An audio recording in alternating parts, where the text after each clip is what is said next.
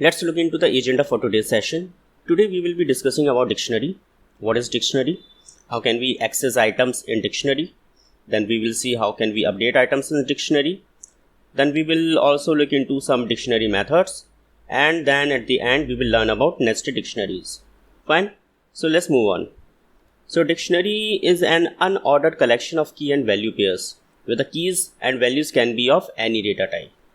So you have already learned sets, list and tuple so far.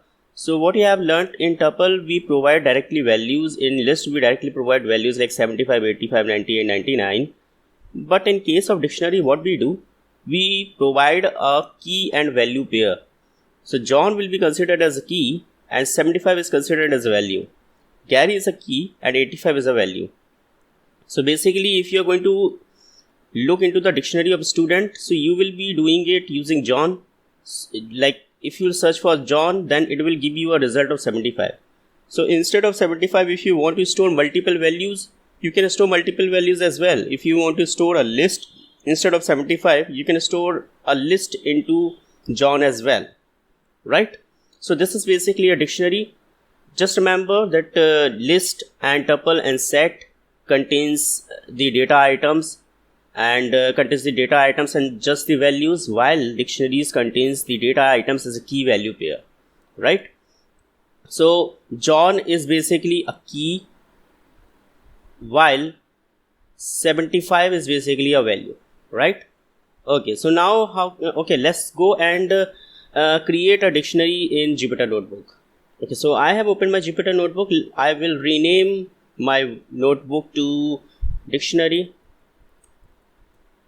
Okay, so let's define a dictionary. I'll define a dictionary as a student only. So when you are defining a dictionary, you have to provide curly brackets as similar to set. Okay, now let's provide keys first, John, and then let's provide a value 75. Let's have mark and I'll give a value. So let's say these are marks of students in mathematics. Okay, and let's say mark after mark I have, let's say Sarah, and Sarah got 80 marks. And if you want to give spaces in between, you can give spaces. If you do not want, you do not need to. And let's say have one more, let's say Peter. So Peter got 98. Right? And if you go and check your student, so you'll get your student as John is having 75 marks, Mark is having 85, Sarah is having 80 and Peter is having 98. So if I'll go and so what shall I do over here? Okay, so let's get back to the PPT and see how can we access items from a student. Okay, before moving on, so let's see what is the type of student. So I'll go and check. So dict is basically a dictionary. This is the type of the variable that we have created, the object that we have created. Okay, so how can we access items in dictionary? So let's say this is a dictionary that we have.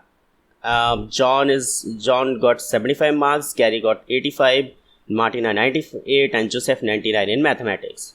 Now let's say if you want to access John, how many marks, how many values or what values does John have? So if you want to, you can just provide the name of the dictionary. You can provide square brackets and then you need to provide the key. Okay, you'll get 75. Similarly for Martina, you'll get 98. Now there is another way as well. So wherein what you have to do, you have to just provide the for loop. Okay, so let's go back to Jupyter Notebook and I'll show you how it exactly works.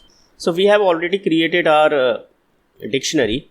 The most important that you need to know about is the dictionary is also an unordered. The dictionary also contains an unordered data items, right? So it doesn't matter, you do not need to provide any index. You can always, if you want to find what is there in a dictionary, you have to provide the name of the key in square brackets, right? So you have provided John. If you will say if you can provide 1, it won't work, right? So it doesn't work. So instead of 1, what you can provide Mark. Mark is my key. Okay, so you'll get 85. Similarly, if you'll go and check for if you want to know what is Sarah having, you'll get 80, right?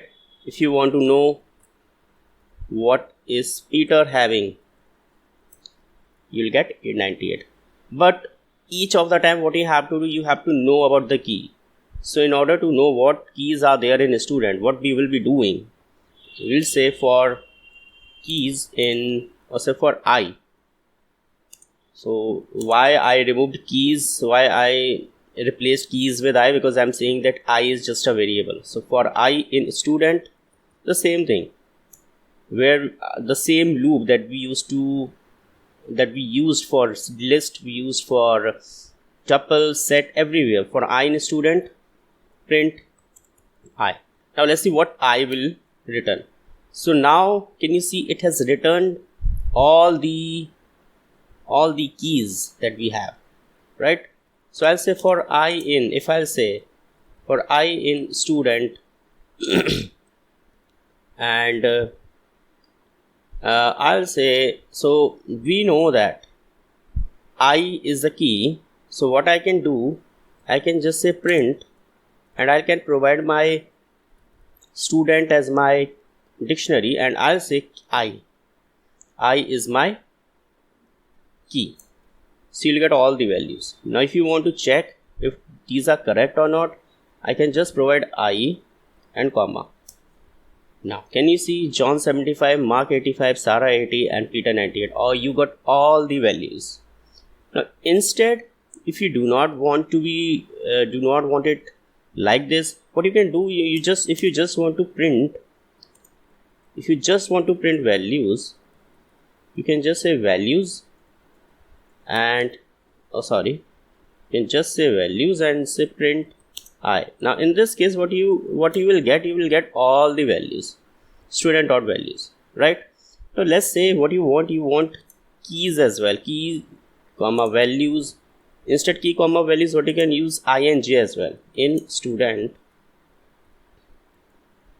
print key comma values, right? Oh, what you have to use over here is student dot items. I have also provided this syntax in presentation. Now can you see you got all the values, right? Fine, good. So let's create another one. I'll just show you that instead of 75, you can also provide different sort of values as well. So let's create student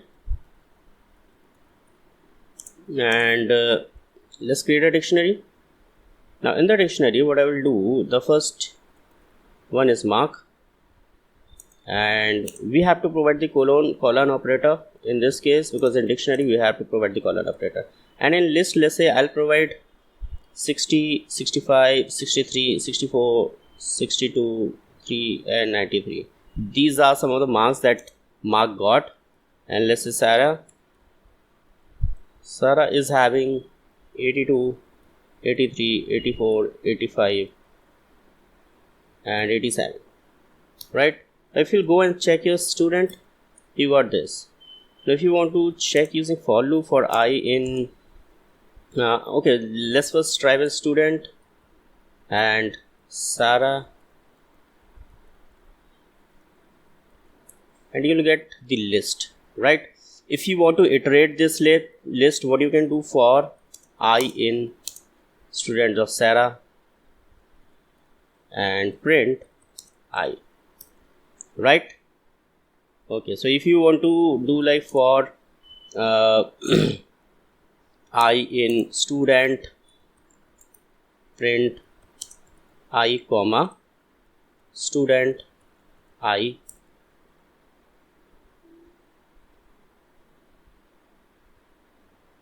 sorry, this is you are getting this message because student is considered as a as a function, because whenever you are providing the parenthesis, that means you are using it as a function. So we'll provide the square brackets. Now can you see you got all the results like this. Now let's make it more convenient. I say for a student, what I'll do, I'll say for j in I, print I comma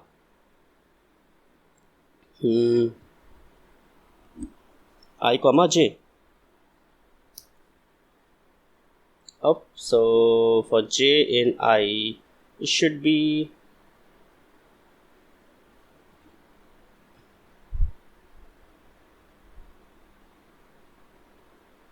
okay. So for j in student, what we need to use student I, because student I is basically student Sarah, like this. Okay, now I think now we will get the correct result.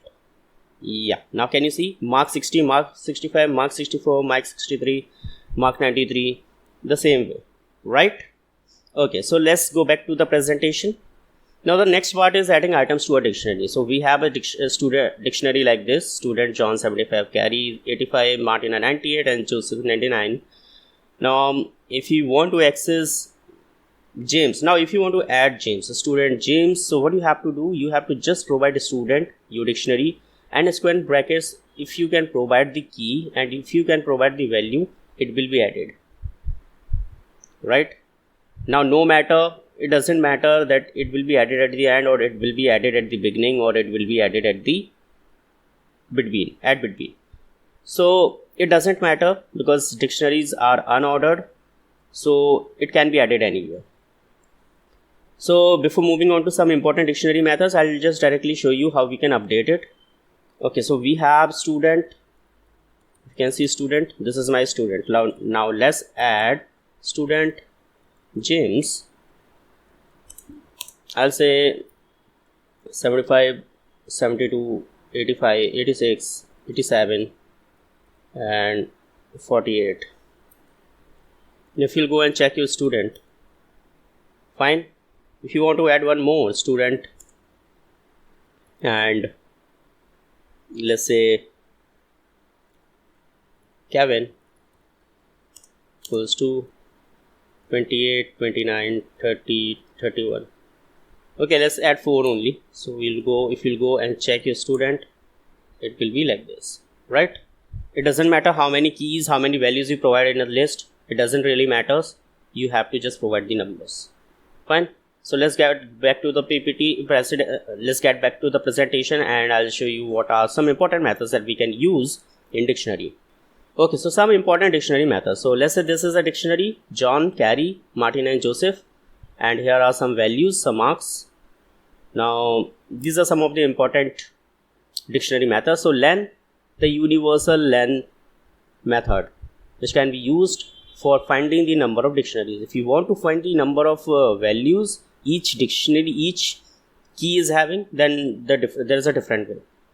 Delete student will delete the complete dictionary. If you say delete student John, that means it will delete only John from student. If you want to remove Gary, student.pop can be used, and what it will do, it will return values Gary, it will return what are the values there in Gary, and it will delete Gary. Then you can use student.get Martina, it will return Martina's value. So let's get back to the Jupyter notebook, and I'll show you all these methods. Okay, so what do we have in a student? This is our student. Okay, so what I'll do, I'll just first use the get method, and what we will be doing, we will just look what is Sarah having. So instead of using student and Sarah, if this is not convenient for you, you can use this method, get method. Fine. So let's try the next method, len of student. What it will give you 4, right? Now if you want to know how many items are there in this list, so what you can do, you can just say student, and if you want to see mark it will give you 5, right? Lan, so student mark is basically a list, and if you want to find the size of the list, you can use lan method. If you want to find for all of them, for I in student, and print I comma, what I'll do, lan student and I, it will give you the results, like Mark is having 5, Sarah is having 5, James is having 5, and Kevin is having 4. Let's move on to the next one. So if you want to delete any, so before delete, I'll just show you pop operation. So student dot pop, and what do you want to pop this time? So we'll pop Kevin because it is having one less value, so I'll pop just Kevin. Now can you see all the values that we had in Kevin are returned? 28, 29, 30, 31, 28, 29, 30, 31. Now if you go and check your student, Kevin will not be there, right? Now let's remove Mark from the student. This time what I'll do, I'll just use del as a keyword, student, and you can provide Mark. Now it will not return you anything, it will just delete Mark from it. And if you go and check this student, it is now having Sarah and James. And if you want to check student and Mark, invalid keyword, right?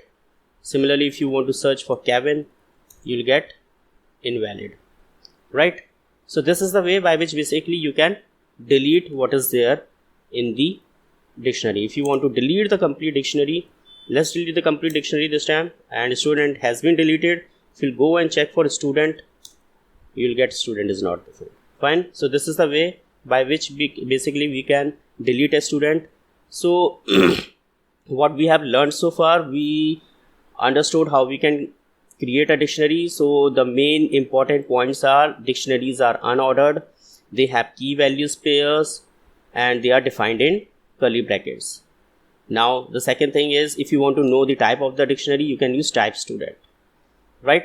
If you want to access a dictionary, you can provide the name of the dictionary, then in square brackets you can provide the key in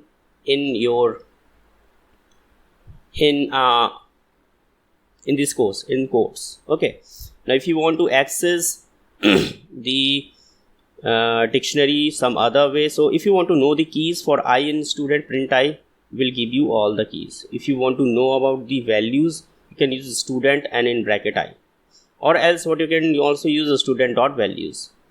If you want both keys and values in a single line, you can use key comma values in student dot items.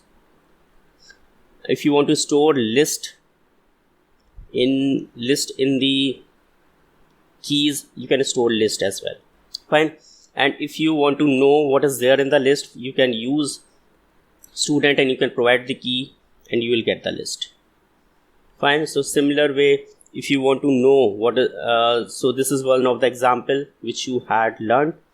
And then if you want to update if you want to add any more elements to the dictionary, you can use dictionary and then you can provide the key and then you can provide the values. Even if you won't provide the values in list, if you provide the values like 75 directly, it will also work. You can try it out. Similarly, student.get method can be used to get the value of a key. Lan method, lan is a universal method that can be used for finding the number of keys. If you want to find the number of values in a particular key, you can use lan and then you can provide the key. And if you want to remove any element, you can either use pop, or if you want to remove, you can also use delete. Delete will not return you anything, it will just delete the particular key or the dictionary as well. But pop, what pop will do, it will give you the values and will delete the key, right? So this is the way. Try and practice all these operations. In the next lecture we will discuss about nested dictionary. So till then, see you and goodbye.